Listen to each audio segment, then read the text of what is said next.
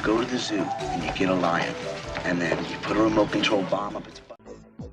Psilocin and DMT are not the same thing, and they don't actually degrade into the same thing. So they are sort of like parallel pathways in the brain. DMT is by far the most dramatic of all of these hallucinogens, and in some ways, if we only had DMT, we could do just fine, thank you. I mean, it's clumsy in some situations, but it definitely takes you from A to Z with all the stops in between. It's also interesting in that it is so how can I put it, socially transportable, in that it only lasts 10 minutes. Well, so our critics can surely invest 10 minutes.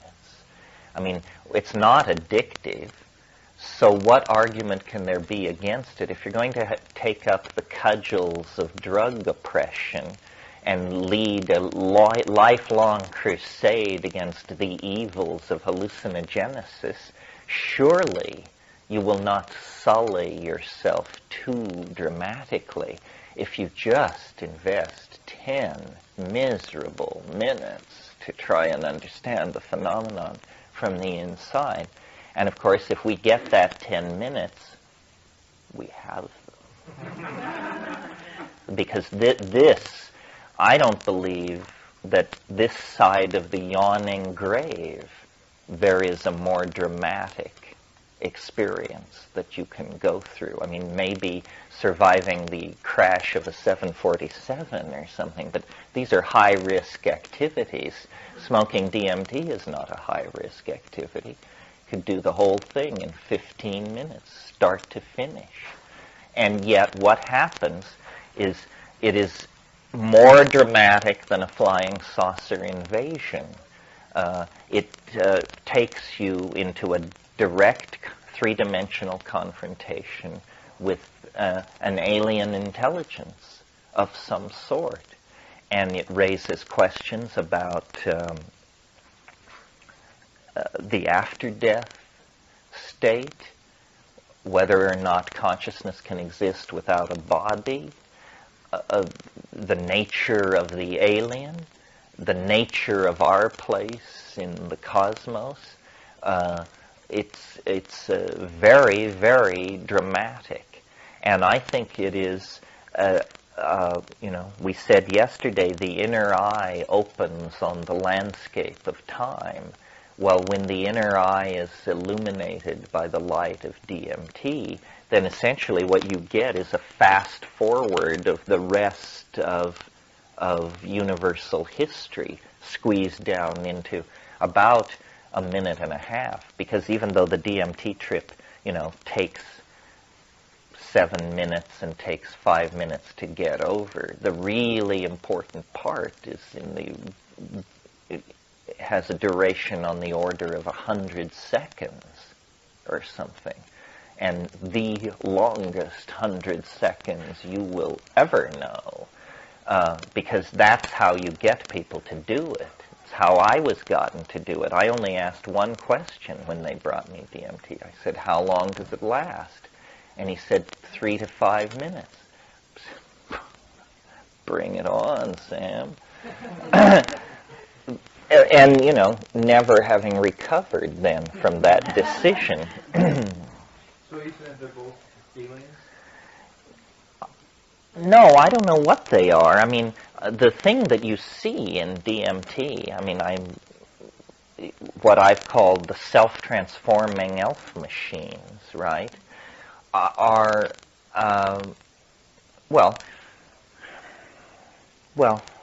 when you smoke DMT and you get a good hit, the leather-lunged hash aficionados among us really have a leg up in this department because they can simply take it and hold it, because it is very harsh and peculiar and somewhat synthetic tasting.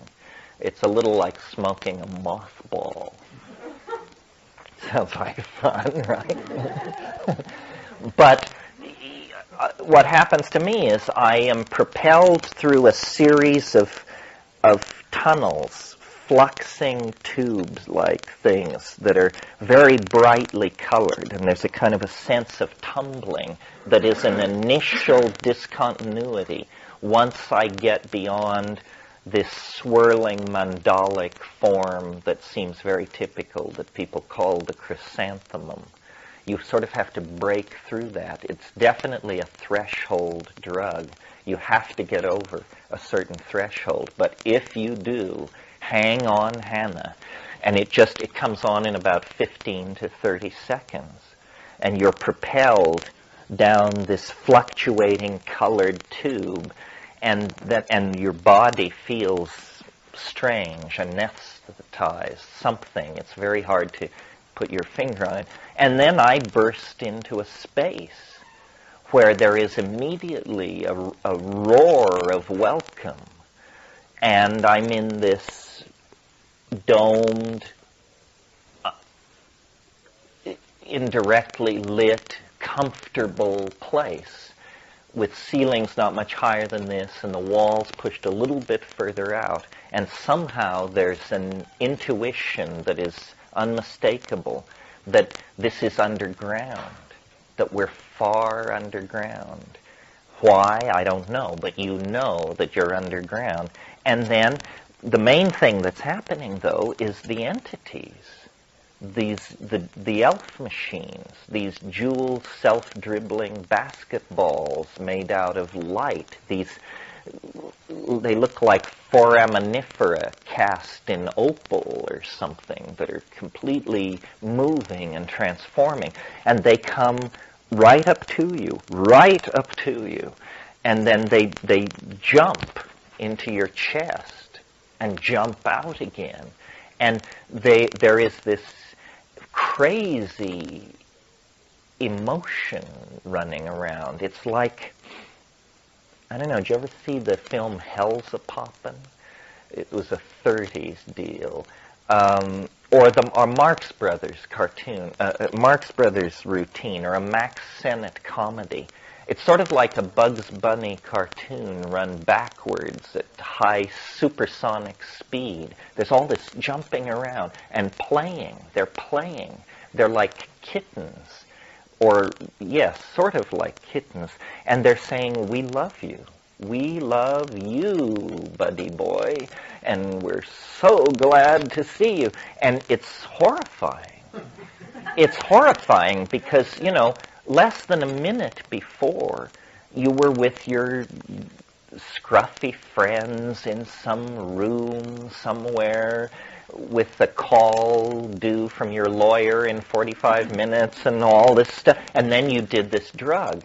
And it came on so fast that it's not like doing a drug. It's more like, did the apartment house blow up? Has there been an earthquake? Are we dead? What has happened? And these things are saying, forget that. Don't worry. Number one message, don't worry.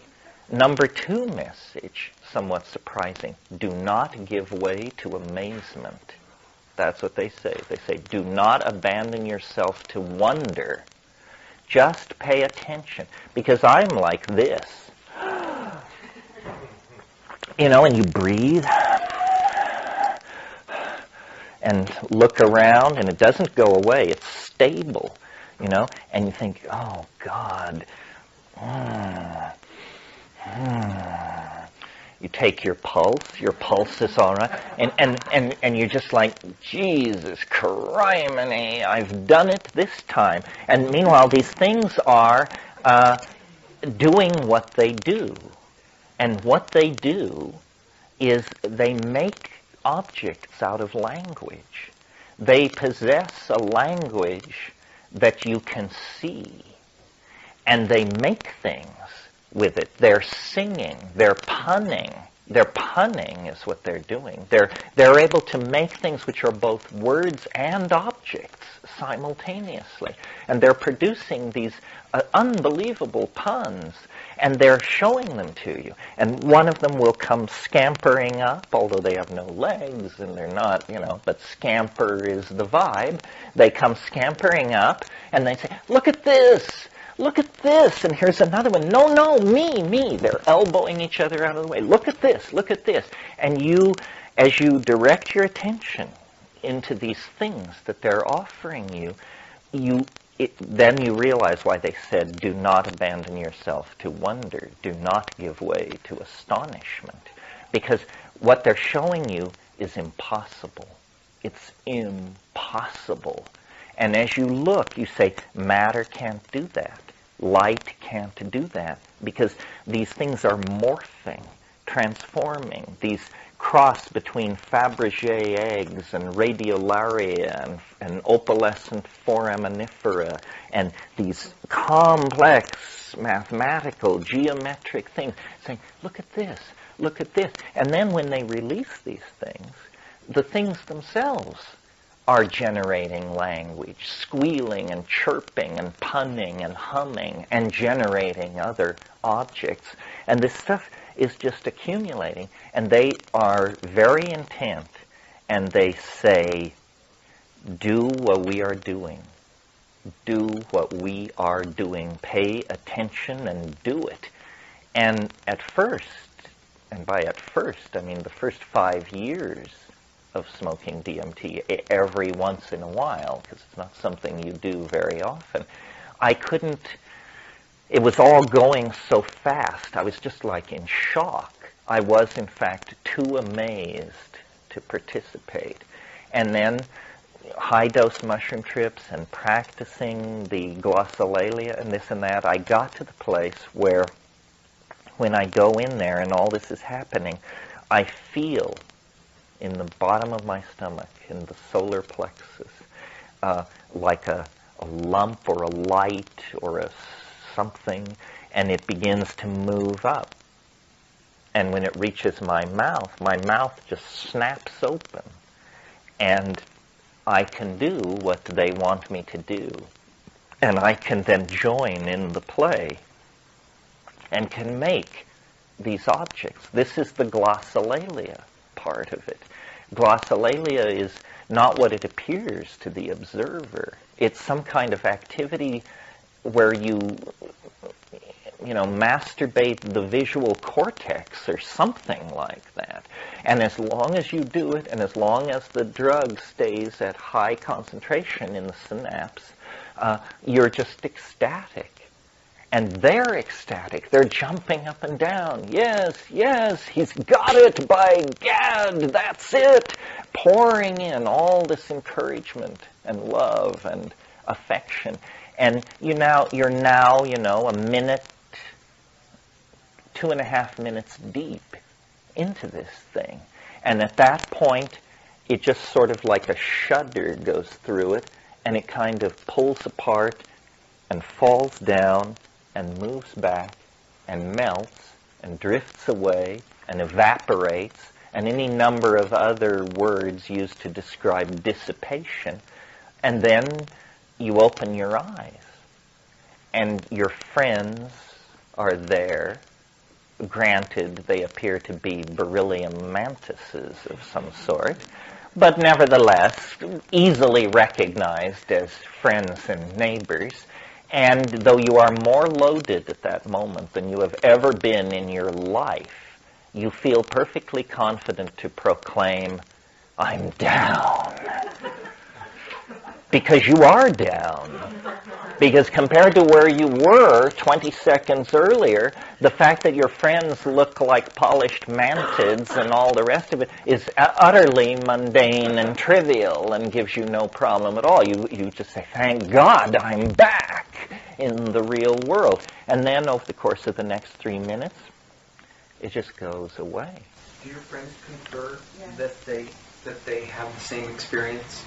A lot of people have the experience. It is put through many filters, and people always ask this. And I think 2 things are critical here.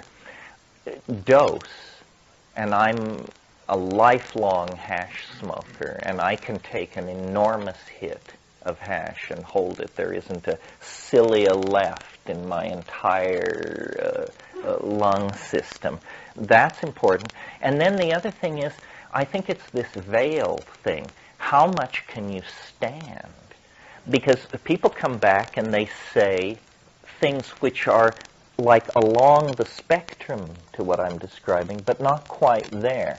Like people often say there were elves, there were little people, not self-dribbling jeweled basketballs, but simply little people. I've even had people say they had leather jerkins and little turned up curls on their footwear and stuff like that. Other people say it's, to me, the archetype of DMT is the archetype of the circus. And when you take it, you'll know what I mean. Because the circus is a very complex emotional construct. A circus is a great place to take children. They love circuses because of the clowns and the animals and the colored costumes and the moving light. But the circus is many things. I mean, above all that, and in the center ring, up near the top of the tent, is the lady in the tiny spangled costume who is hanging by her teeth and working without nets. Death and Eros. And I think, it may reflect on my psychology, but I am positive that my first exposure to death and Eros was such a woman. Because I can remember being so small that I was wrapped up in something and handed from hand to hand. And yet when I saw the lady in the spangled costume risking her life, I simultaneously understood that she was risking her life and that she was some kind of great babe. And, I was under 3 at the time. So Eros and death in the midst of hilarity and humor, which is a weird juxtaposition. And then the side shows, the boy in the bottle, the Siamese twins, the goat-headed lady, the bearded woman, all of this weird, kinky, strange, deviant stuff is just off the main exhibit. And the circus, what the circus represents is rupture of plane. It represents the alien. A circus coming to a small Midwestern town is an alien invasion. Children are told they can't play out late at night. The carny people are in town. Farmers come from miles around. It's a celebration, but it also is an experience of a social edge. The carny people, they drink, they may swap wives, who knows? They're not like us over here at the Lutheran Church. And eventually, after a few days, they make their money, they spin their bottles, they play their game, and then they pack up and they leave. And every child worth his or her salt wants to run away with the circus. Of course, because the circus will take you to another world, a world completely different from the humdrum Kansas that you're living in somewhere. If any of you are film fans, Federico Fellini had a wonderful affection for the circus and clearly saw it in this way. Not only the circus of Amarcord, but the circus of Roma, Satyricon, Casanova. I mean, over and over again, Fellini, he was doing this. He was an impresario. He was a master of magic and effect. It's this idea that there's a world right next door, literally one toke away, that when you lift the veil, then the screaming elf hordes come bounding in. And when I did it, I was a fan of Sartre and Camus and Jean Genet and situationalism, all this weird kind of European 20th century, spun down, tired out stuff. I was not a believer in elves, let me put it that way. And it just instantly settled a whole bunch of questions that I had been looking for answers for in the psychedelics.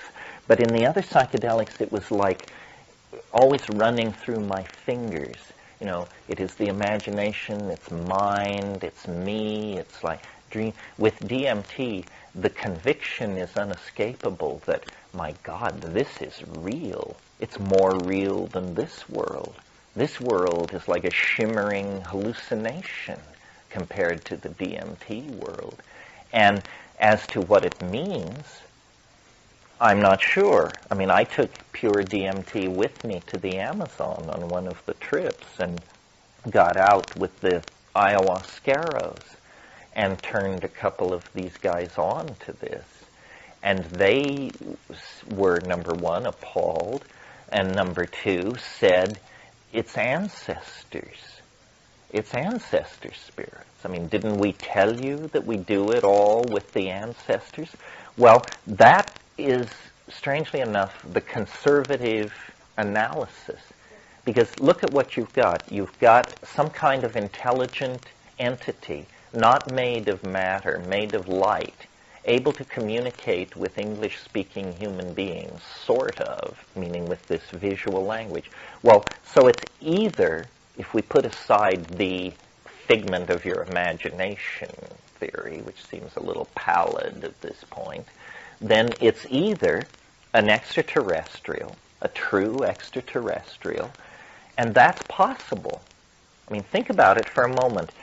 If you were an extraterrestrial of great sophistication and skill and technological power, and you wanted to contact and interact with human beings without alarming them or setting off a historical crisis on their planet, how would you do it?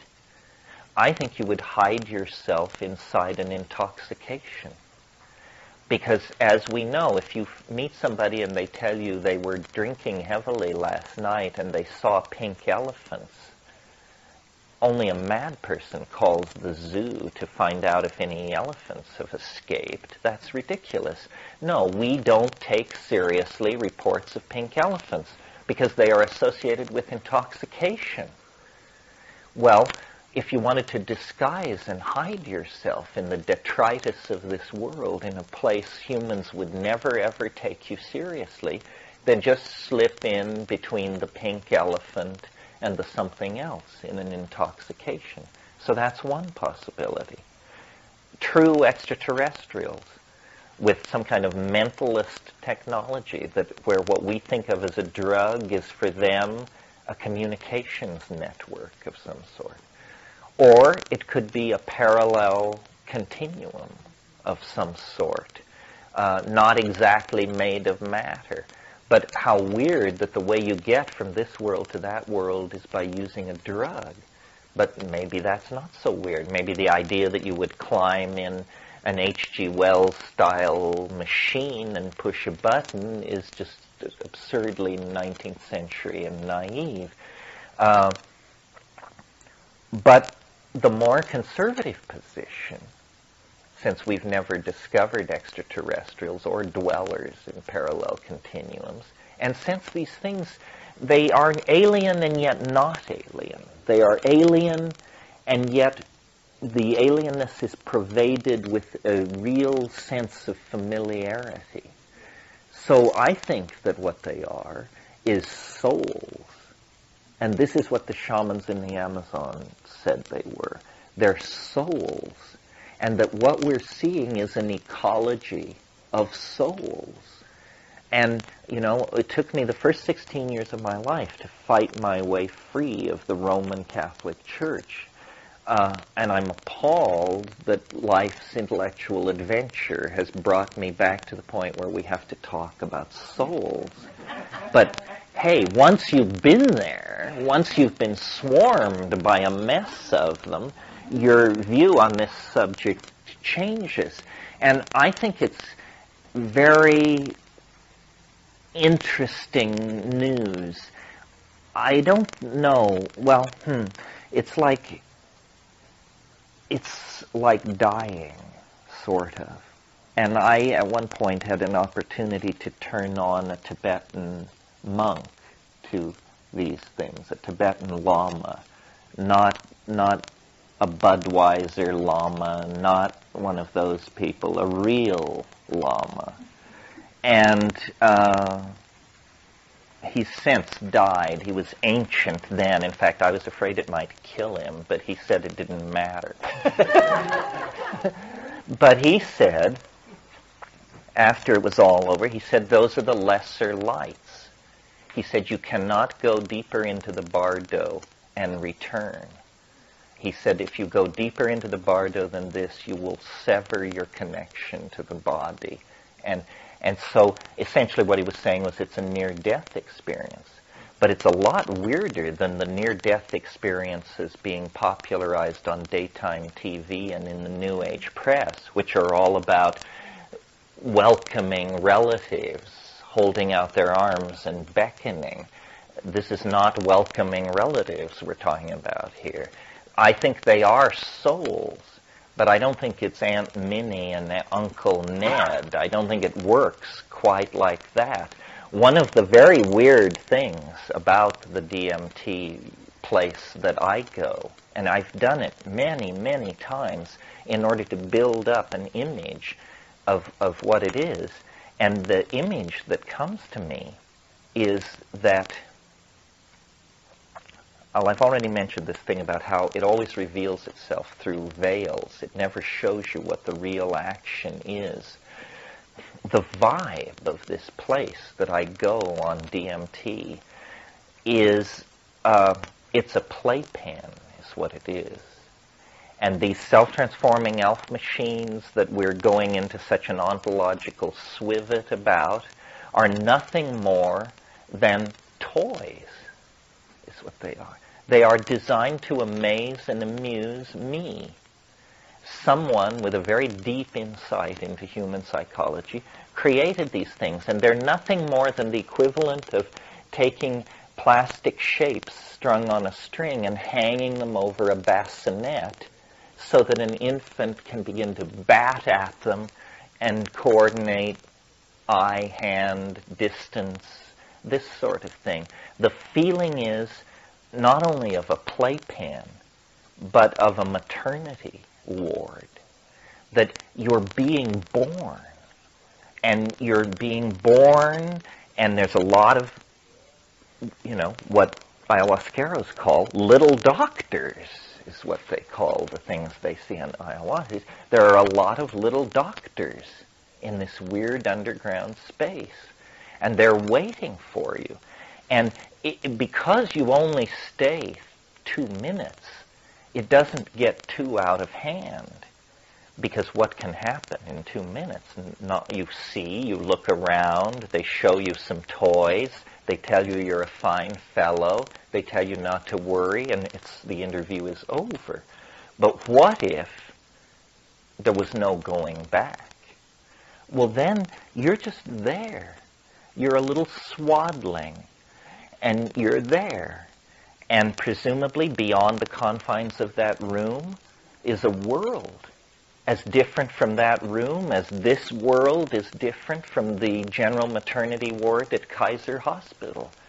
And then you go with them into that place. That's what it feels like. And I don't know what it means. What does it mean, Mr. Natural? I don't know what it means.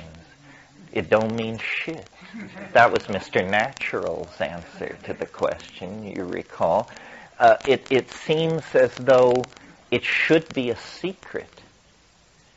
And in a sense, it is a secret in that, it isn't the world's largest religion is not DMT smoking. I think I said this in reference to something else. I am self-initiated. No lineage controls me. Nobody ever came knocking on my door and said, you shouldn't talk about this stuff. Nobody has ever done that to me.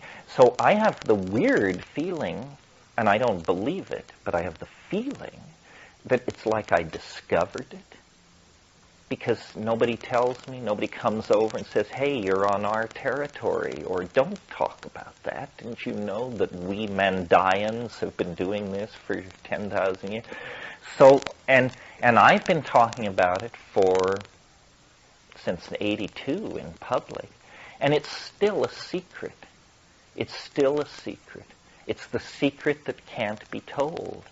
And I'm fascinated by you people, because it is your fate, and I have no idea why, to come at least this far. I mean, maybe some of you have smoked DMT, but probably most of you haven't. So it's your fate to come this far this morning to hear this, and you can forget it, you can disbelieve it, you can think that I am a screwball and disempower it that way. But as far as I can tell, and I have searched the attic of Western and Eastern civilization, been to a lot of weird places, as far as I can tell, this is it. This is the thing which we are raised to believe is impossible. They tell you there's no doorway out except the grave. And then they tell you it's no doorway out.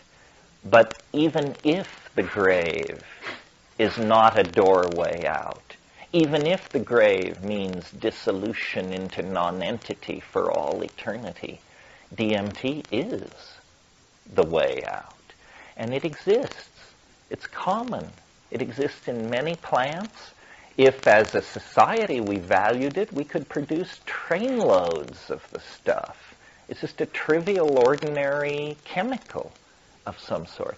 But what it does to the human mind is this civilization can't stand it. This civilization is based on a number of unquestioned premises which, in the light of DMT, are seen to be not only false, preposterous. And I don't know where we go from here. I don't know if societies can be built on DMT. Maybe only individual lives can be built on DMT. Yeah. Well, actually, this is a funny thing. Why isn't more of it made? There's a lot of LSD around. LSD is hard as hell to make. You have to be good. You have to be very good. DMT is a second-year organic chem, final exam kind of deal. It's at that level of difficulty. And yet, wherever it is, it's precious. It's never met with in large amounts. And it doesn't seem to behave like an ordinary substance. You would think something with this amount of hype behind it would make somebody rich. You know, somebody would say, well, by God, I'm going to make 500 kilos of that and spread it from Singapore to, you know, wherever, and make a killing. It's never like that. If you find somebody who has some, they have a tiny amount. And I should make the final point, I suppose. This is not something completely alien. The chemical I'm now talking about. The experience is plenty alien. The chemical occurs in your own body. It occurs in the human body, in the human brain. No one knows what it's doing there. But I think that because the DMT actually not only occurs in the human brain, but it occurs in higher and higher concentrations as you ascend the primate phylogeny, the phyllate primogeny. And I think that the chemistry of dreaming must be run on DMT, and for several reasons. The first one is, there is only one thing on Earth that ends like a DMT trip, and that's an interrupted dream. You know how you can be dreaming and you're in Paris and you've finally gotten the car and you've met the friend and now you're headed for and it's this kind of crazy stuff. And then the alarm clock rings and literally before your feet hit the floor, it's gone. You know, you can almost feel it, it melts. It melts. Dreams melt in the same way that DMT melts away.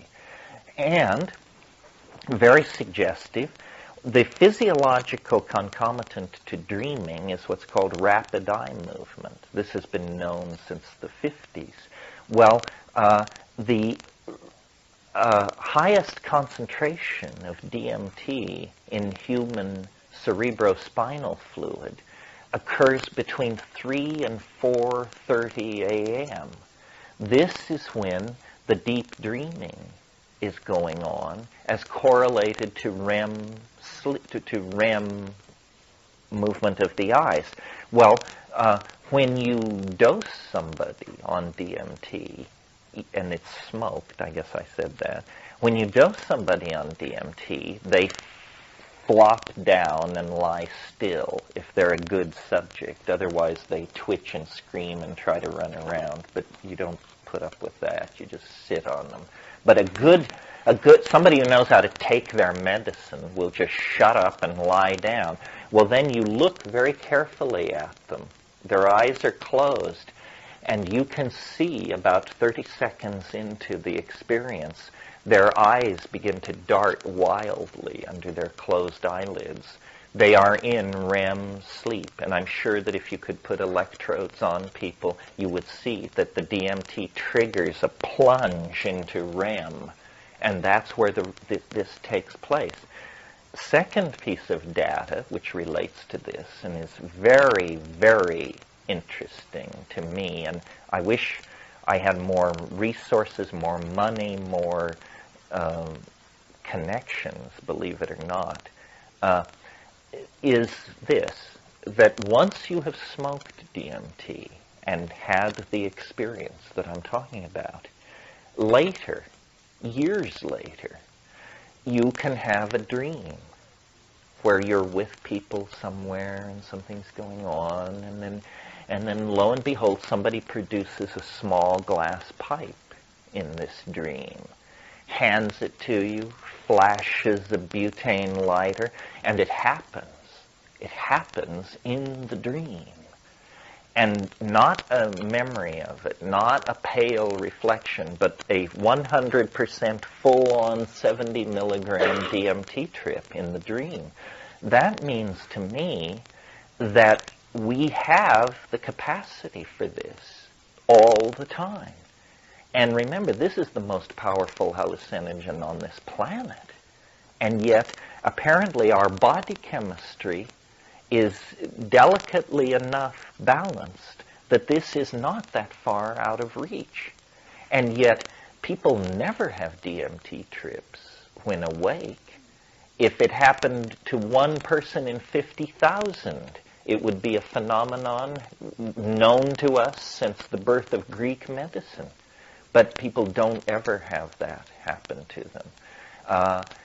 So I think I talked to Rupert about this. His idea, which is possible certainly, he calls it a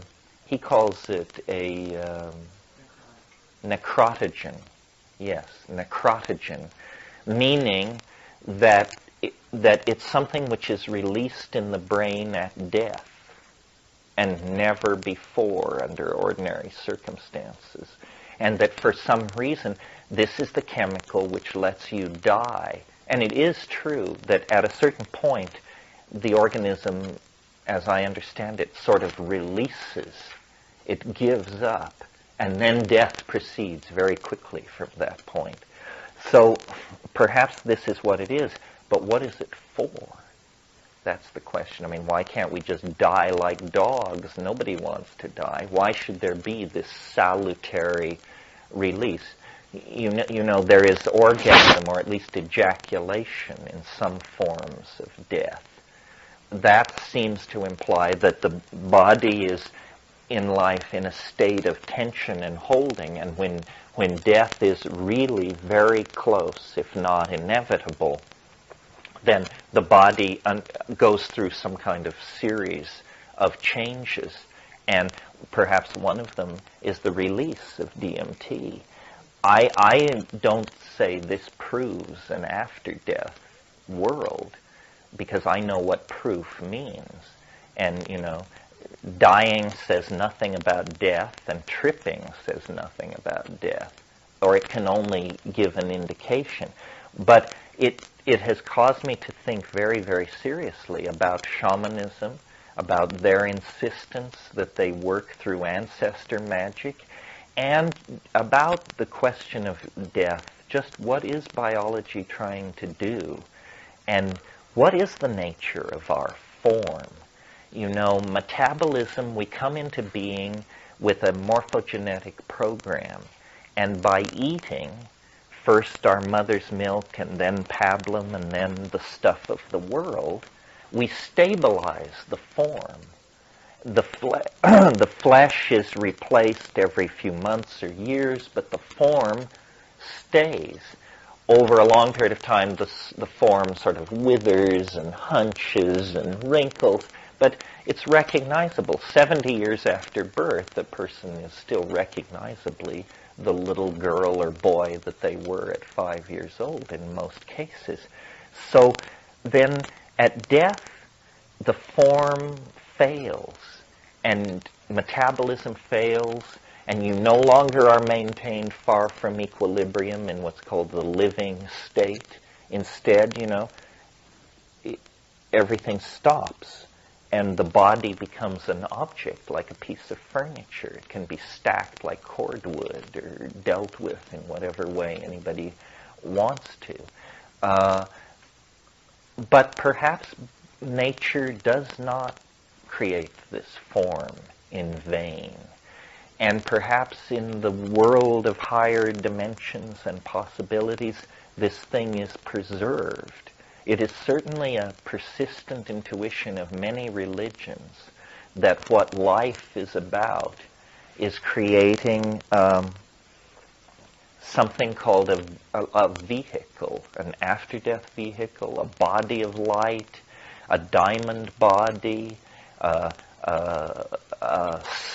something which endures, and that at death is released into some kind of super space where it has an entirely other kind of existence about which we can know and say nothing. When you look at our past, it seems to support this idea to some degree, in that we all are here, and yet we came out of the bodies of women, and in a very mysterious process. I mean, it always seemed to me, people always said, what sex is about is the union of egg and sperm, and that's where people came from. Well, at age 8, I was not satisfied with that. I mean, they always wanted to talk about sex, but what I wanted to know was, but where do people really come from? I understand about how we get them downloaded into meat, but where are they? Where are they? I mean, where was I 1,000 years ago? Where was I 1,000,000 years ago? And you say, well, you didn't exist. Well, then you came into existence 50% over here in your father's sperm and 50% over here in your mother's egg. Well, then did I exist? My mother had the egg, which became me from the time she was born. And if my father was younger than my mother, so half of me apparently existed before the other half existed. Say, this sounds like messed up thinking of some sort. Isn't it rather that a pattern is making a series of transits from one dimension to another? And, dying is not like birth, in the sense that in the womb you're alone. Here, we have our wonderful planet full of interesting people, and we die away from our group. When you start down the birth canal, it's not because you're lonely, because the concept lonely could hardly arise in the womb, I think, because there is no other except the other of the complete surround, which you may or may not image as human. You may think of it as the world, not an extension of myself. So, because I'm not the smartest person in the world, for sure, but I'm also not the stupidest person in the world. And I've been more or less around the block, the major religions, the major schools of transformation, the major themes and variations on sexuality. I'm like a normal person. And I tell you, from where I'm standing, it looks to me like the biggest news there is. I do not understand why there aren't 4-inch headlines. Scientists announced discovery of hyperspace, nearby inhabited dimension confirmed by laboratories in England and Russia, or some crap like that, But it never happens. It seems to belong. It's not part of our official culture. It's not recognized, it's not sanctioned, it's not allowed. And, I have somehow found a unique kind of niche, but most people who talk like this don't get a chance to make a living. They're put in back wards and heavily sedated and kept from contact with the rest of people because it's madness. But it's not dysfunction. It doesn't... I know how to hold my fork, make a phone call, pay my bills. What kind of madness is it? It's just a minority opinion. It's not madness. But it's a minority opinion because it's a minority experience, for crying out loud. I mean, if everybody lived in Hawaii and you were an Arctic explorer and you insisted that part of the planet was covered with ice 5 miles thick and the sun stayed up 24 hours a day, they would just put you away. Turns out it's the fact of the matter. So this is a polar region of human experience that very few people have mapped or been to, and yet we don't have a full picture. I mean, I would like to know, what would Jean-Paul Sartre have said? What would Nietzsche have said? What would Wittgenstein have made of this? I mean, all these people based their lives and their professions on the datum of experience. Well, by God, here's a datum of experience. Put this in your pipe and smoke it, and we'll talk datum of experience. Yeah. I was wondering, through the history of your taking DMT, do you sense a progression as like a state as you're maturing, so you go further and further with each experience? And how often can you take it? How often can you take it? You can take it every 24 hours. People have an interesting relationship to it. A lot of, like when you give it to someone who's never had it, they've usually been furiously hyped, so they're quaking in their boots.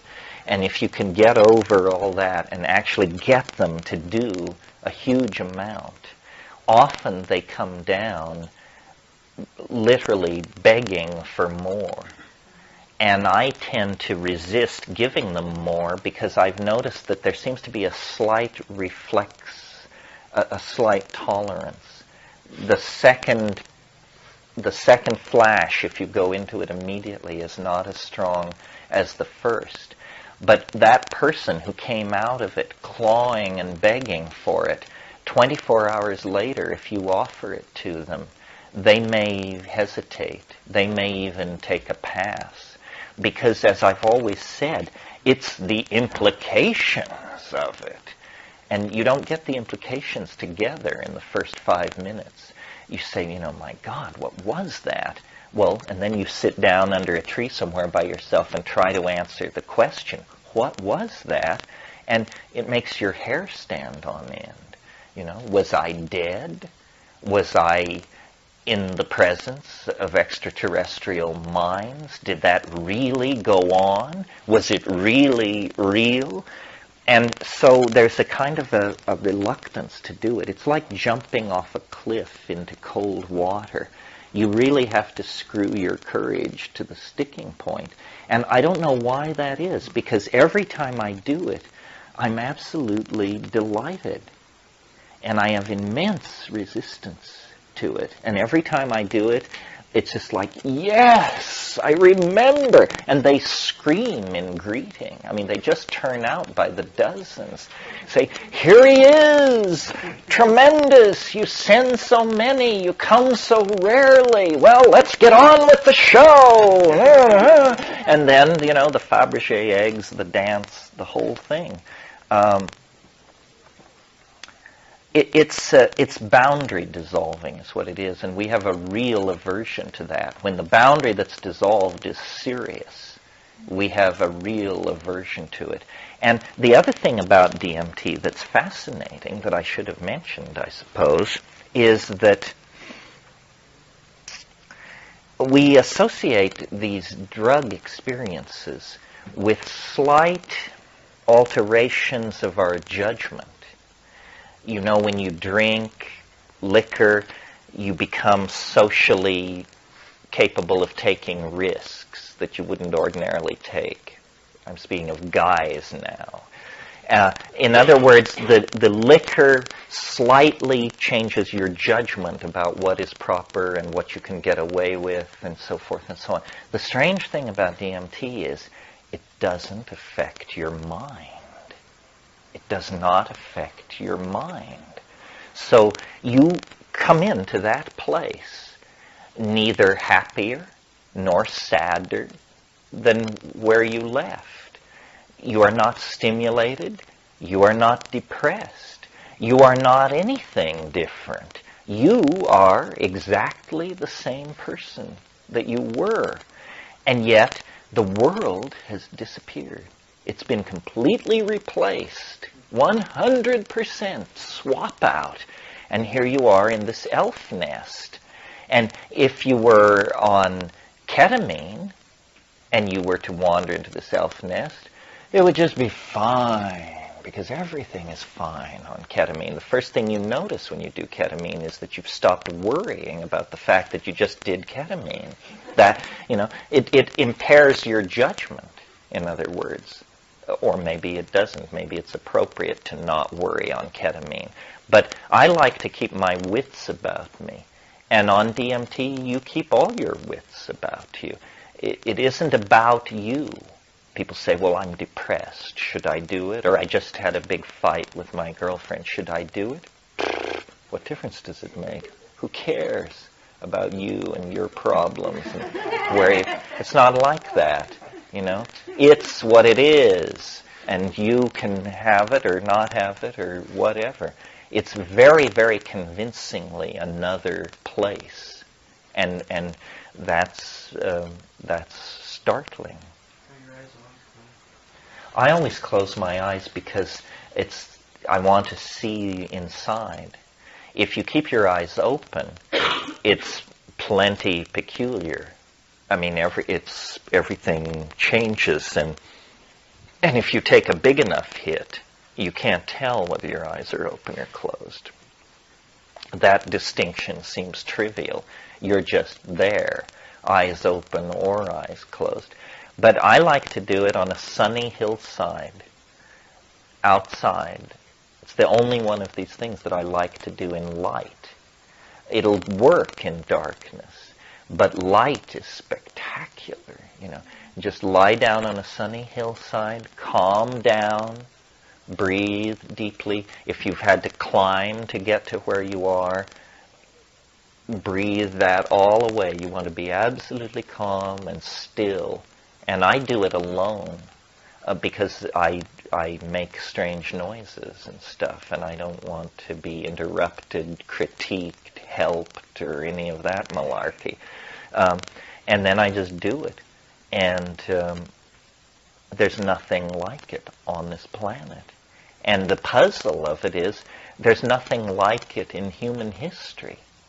No secret society, no Gnostic cabal, no group of Talmudists or Tantrics. I think, ever came near this. There may be other mysteries in this world that I know nothing of, that are in fact the private and closely guarded property of these lineages and all that. Who knows? But this was the Hope Diamond lying around unclaimed, just sitting on the surface. You said that there was rapid eye movement, which sounded like it was almost like a level of sleep, but it sounds like you're describing what would be more like lucid dreaming. Like You're lucid awake in dreaming, sleep. yes. So you did come away conscious of what the experience was. Well, you do, sort of, but like dreams, it's very hard to hang on to. You have to do DMT a fair number of times to build up any notion of it. It's very interesting. Somebody smokes it, right? At minute 3, they can't speak. At minute 7, they can't stop speaking about how absolutely amazed, appalled, and exalted they are. And at minute 12, they can't remember what they were talking about at minute 7. And you finally, a half an hour after doing it, really the only impression most people have after the first time is they say, it was the weirdest thing which ever happened to me, and I cannot remember anything about it. It's like I think, physiologically speaking, there's no transcription of short-term RNA into memory. Its memory can't hold it. And I think that's because memory works through associative triangulation. This car looks like that car, this city, Lisbon reminds me of San Francisco or Rio. But if you have an experience that's utterly outside category, you have no triangulation of it. You can't say. And I am very aware, when I tell the story of the self-transforming elf machines and the glossolalia and all that it's a kind of a lie. It's the only, it's not true, but it points toward a truth that can't be told. 70 milligrams, and then what happens is you have to take several hits. Well, it depends on your sensitivity. This is another thing that needs to be studied by science. Some people seem practically on the brink of it. In other words, you put 70 milligrams in the pipe, you tell them that it's probably going to take 3 enormous tokes. Well, they get halfway through one shallow toke, fall down, speak in tongues, twitch, moan, flail. It seems inappropriate to suggest that they do 3 more tokes.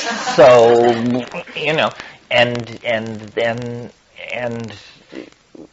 but for me, well, I can do it on one toke if it's a real, tremendous, enormous hash toke. What I usually do is I take one small toke and it kind of anesthetizes my throat. And then on the second one, you go for broke. But it does require a certain amount of courage, because when you take the first toke, you immediately feel it. You don't feel the trip, but you feel that something astonishing is happening inside your body. It's a weird kind of, it's as though all the air has been pumped out of the room. All edges jump forward in clarity. That's the visual acuity thing. But more than that, a kind of feeling of I guess it's anesthesia or something. But your body feels very, very different. And you still must do one more enormous toke. So what we tell people is, even though you feel very weird, don't stop. That's not sufficient. You have to get it on the money. And we're even developing a new technique for doing it that I'm very excited about, which is we have what looks like a pipe coming into a glass vessel, just a channel, a cylinder coming into a glass vessel, and out of the glass vessel comes another tube with a fork in it. And what you do is you vaporize the DMT. It fills the reaction chamber with white smoke. You put the forked ends into your nostril, and you have a friend blow the white smoke and just force it into your sinus cavities. This is an adaptation of the Yanomamo method, but they use woody. It's like sawdust. It's very. But this is profound. So those 3 hits you would find in the 70 milligrams. 70 Yeah. milligrams would produce 3 good. Yeah, what you do is you measure the 70 milligrams and you put it in the pipe, and then you try to smoke the pipe until either you get it all or the pipe falls from your hand. And what I do when I turn people on is I try to get them to do 1 or 2 tokes or 3, whatever it takes, till they flop back. And they present, you can tell whether they're getting off or not. And then the minute they flop back, I look at the second hand of my watch and I count 30 seconds. And then I say in a very quiet voice, "Do you want another hit?" And if they sit up unaided, I'll give it to them. If they can't sit up, then I figure no matter what they say, they're out of bounds. And sometimes it takes it. There is a resistance there, but when you punch through, it's pure high vacuum on the other side. It just sucks you right in. Doing it? Well, actually, yeah. Well, I have tapes. I've never published tapes of me actually loaded, but because they're low quality, made on some little. I had a period where I would take very high doses of mushrooms, like 8 dried grams, and then smoke DMT on top of it, and that all went on in a tent in the Hawaiian rainforest. And I had a little recorder with me, but it's interesting. The glossolalia as to what it sounds like this.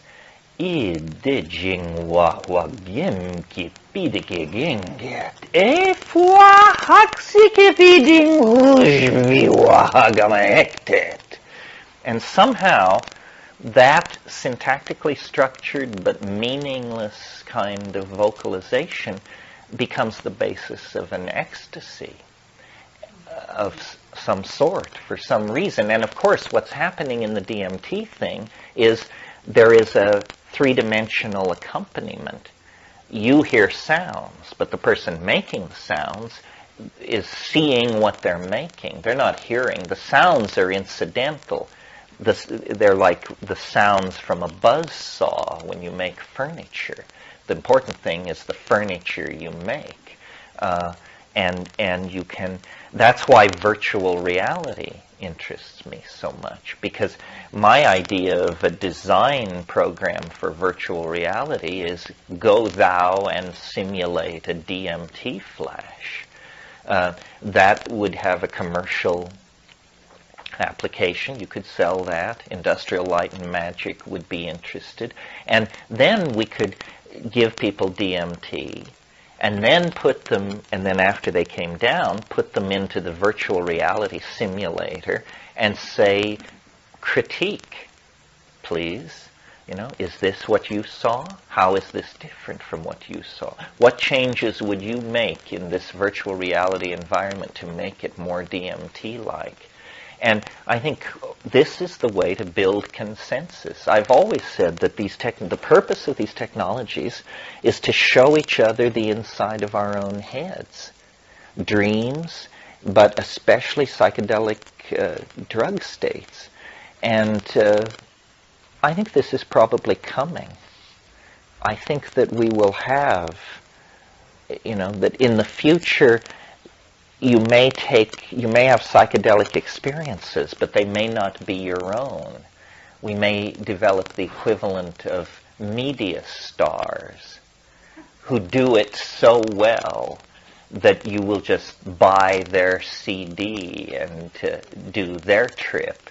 Remember in, which book was it by Philip K. Dick? Or maybe it wasn't, I can't remember, but the science fiction story where this virginal 16-year-old girl with long blonde hair and perfect surfer body and so forth and so on, and she recorded and sold herself. That was the product, because she was so vital and so young and so bouncy and together that everybody wanted to be this young woman. And so they sold SimVids, and she was on the top 10 for a few months, and then somebody else slipped in there. Transmutation of Timothy. In Transmigration of Timothy Archer, could have been. Anything more? Yes. How's your health? Yeah. How's my health? Good, I think, unless some horrible thing is lurking in the background. I have low cholesterol. My health profile is pretty uninteresting, I think. Let me see, what's the most interesting thing? The most chronic thing wrong with me is migraines, and I've sort of learned to manage them. I don't take drugs for migraine. I physically manipulate an acupressure point. Do you mean, do I think drugs have done anything to me? Well, not necessarily do I think that they've done, or do you think they've done anything to you, but I mean, in my experience, sometimes I'm tired later or whatever, I feel there's a drain. And so I wonder if since you seem to do it a lot, do you do anything to maintain your health? Or? I go to the gym 3 days a week. I smoke enormous amounts of cannabis. I mean, I just always have. No, I think I'm pretty healthy and fairly ordinary. It's a somewhat sensitive question because at one point Dennis claimed that the only thing that would ever happen to me was that my hair would get white. And I'm waiting for some other sign, not sure. No, I don't think if the core of your question is, do these drugs pose a problem to health? I don't think so. The only possible problem to health that any of these drugs might pose is I do wonder about the act of smoking cannabis. But one can eat cannabis and meet all the objections to it and still be loaded to the gills. So that's a delivery problem, not a problem inherent to the drug. It isn't the cannabis I'm worried about, it's the tars. And there are no tars if you eat it. So, and then in most places in the world where it has had a long history, it is eaten. Opium as well. Opium was not smoked in the Orient until tobacco was introduced. It was always, you took a little pea-sized piece of opium and dissolved it in wine or a cup of tea. And that's the classic. And hashish was eaten in most cases up until the late 19th century. Again, the influence of tobacco brought on the tendency to smoke these things. I don't think that, on this question of health, I don't think people should be loaded all the time, other than cannabis or something like that. But I mean psychedelic voyages are trips away from home. They are trips away from home. And we go away from home if we're able to afford it several times a year. That sounds about right. The other thing I'm no fan of, and I suppose I should say it and then let you go, is I do not believe as a rule, I would break the rule in some cases, but as a rule, I think it's bad to combine drugs. If very little is known about these drugs, 1,000 times less is known about what happens when you start combining things. And, I know people who are really druggy. I mean, I know people who say, well, we got together last night and we smoked a little dope and then dropped some MDMA and somebody had some 5-MeO DMT and after that we used the ketamine to kind of mellow it out. Well, if you were to tell me that these people died of coronary thrombosis or stroke or anything else, I wouldn't be surprised. I mean, that's nuts to pile one drug upon another like that. I mean, and then they say, oh, well, how was it? Say, it was far out, man. Whoa, my God, I would certainly hope so. We're not likely to revisit that combination anytime soon, so I hope you took good notes. No, I think high doses of pure compounds, high doses, heroic doses, find out the LD50 for the drugs you're interested in, so that when you're in there and your mind tells you, well, now you're going to die, you can at least have a dialogue with it about how that's impossible because you only took 1/200th of the lethally effective dose. If you don't know what the lethal dose is, and your mind starts telling you you're dying, you're just its creature to play with. So it's very important to inform yourself of the pharmacology, the botany, the ethnomedical dimensions of these things, the physiological presentation of the state, the anecdotal accounts of what goes on, and then do it, and do it right. Do it on an empty stomach, in darkness if that's indicated. And this whole thing about the guide, if you're not familiar with these things, you need a sitter. But a sitter is not a guide. A sitter is to call 911. And guides, anybody who tells you they're going to guide you, doesn't know the territory. Nobody can guide anybody else. They're just there to reassure. If I have a sitter, they're at least one room away, and I have a little Tibetan gong or something, and they can pop their head in if I ring it. But I don't like being around people when I'm stoned, and I really don't like being around stoned people when I'm stoned. No, pot is like cold water. But the reason I don't like to be around people when I'm stoned and they're stoned is because I worry about them.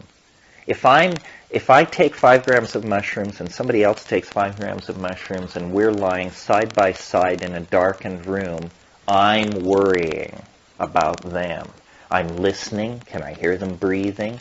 Mm-hmm.